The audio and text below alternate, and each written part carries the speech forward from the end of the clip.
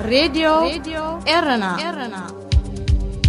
راديو إيرنا كاب كتما باريس محلالة في إرتوان غازت إنياتا زدالو نتا راديو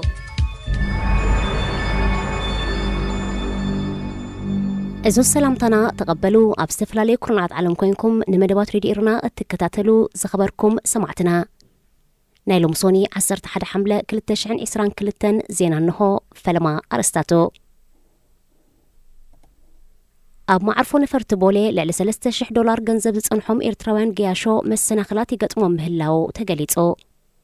أب إيرترا زركبو أساد حموشش هو تهدر الصومال نابع الدومز من لسلو مسرح المسلات زقومة كوميتي سرحة كتجمرع بإيرترا وأمريكا وكأب أيس فريو أسائل أب باريس نمرئت كغربيوم راديو إيرنا راديو إيرنا كاب كتما باريس محلالة في إرتوان غازت إنياتا زدالو نتا راديو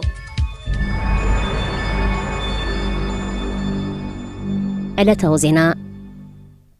ብዝተፈላለየ ጉዳያት ናብ ኢትዮጵያ ክመላለሱ ዝጸንሑ ኤርትራውያን ግያሾ ኣብ ማዕርፎ ነፈርቲ ኣዲስ ኣበባ ብጉዳይ ሒዞሞ ዝመጹ ብዙሕ ገንዘብ መሰናኽላት ከም ዝገጠሞም ሓቢሮም ሓንቲ ስማኻ ዕቀበላ ዝመረጸት መንእሰይ ንሬድዮ ኢርና ኣብ ዝሃበቶ ሓበሬታ ናብ ኣዲስ ኣበባ ኣብ ዝኣተወትሉ እዋን ኣብ ማዕርፎ ነፈርቲ ብዛዕባ ሒዛቶ ዝመጸት ብዙሕ ገንዘብ ዝሓትት ኮነ ዝምዝግብ ኣካል ከም ዘይነበረ ብምጥቃስ ካብታ ሃገር ኣብ እትወጸሉ ዝነበረት እዋን ግና ገንዘባ ብኸመይ መንገዲ ከም ዘእተወቶ መረጋገፂ ከተምፅእ እንተዘይኮይኑ ድማ ክህገር ምዃኑ ከም ዘፈራርሕዋ ጠቒሳ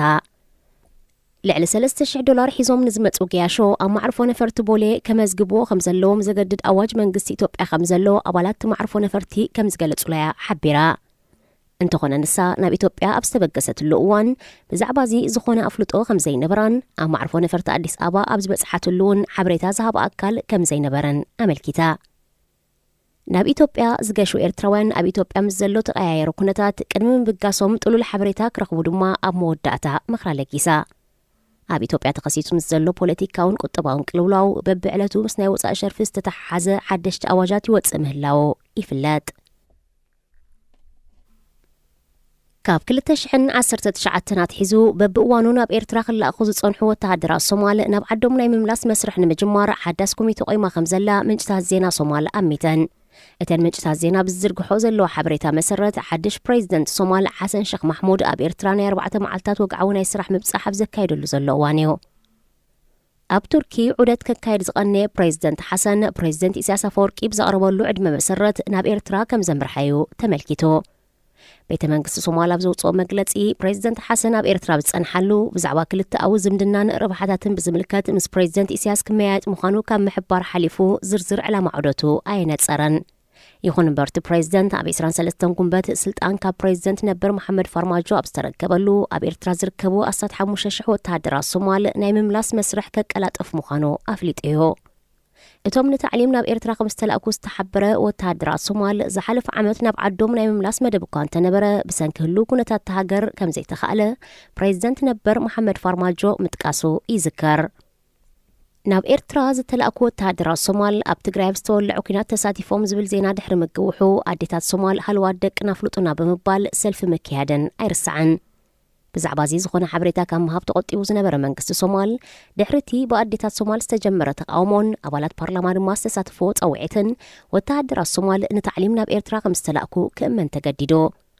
እንተኾነ ወተሃደራት ሶማል ኣብ ሰሜናዊ ኢትዮጵያ ክልል ትግራይ ኣብ ዝተወልዑ ኩናት ብዛዕባ ምስታፎም ዛጊስ ተረጋገፀ ሓበሬታ የለን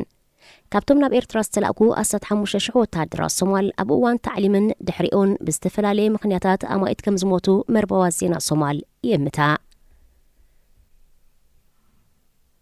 በኤርትራዊ ኣሜሪካዊ ፍቅረ ገብረየሱስ ዝፈረየ ናይ ቅብኣ ሳእል ካብ 8 መስከረም ክሳብ 22 ጥቅምቲ ኣብ ፓሪስ ንምርኢት ክቐርብ ምዃኑ ኣገልግሎት ፕረስፓ ሓቢሩ ስነ-ጥበባዊ ፍቅረ ገብረየሱስ ዘፍረየ ቅብኣታት ኣቐዲሙ ኣብ ዝተፈላለየ ኣብያተ መዘክር ኣሜሪካን ኢጣልያን ንምርኢት ዝቐረበ ኮይኑ ኣብ ፓሪስ ግና ንፈለማ እዋን ንተዓዘብቲ ክፉት ከም ዝኸውን እቲ መርበብ ዜና ኣቃሊሑ ኣብ ስነ ቅብኣ መጽናዕቲ ዘካይዱን ኣብ ተዓውዲ ኣብ ዝግደሱን ልዑል ተምሳጥ ኣሕዲሩ ከም ዘሎ ዝግለጽ ፍርያት ፍቅረ ገብረየሱስ ብመንገድቲ ኣብ ኒውዮርክ ዝመደበሩ ጋለሪ ሊሎንግ ትካልዩ ኣብ ፓሪስ ንምርኢት ክቐርብ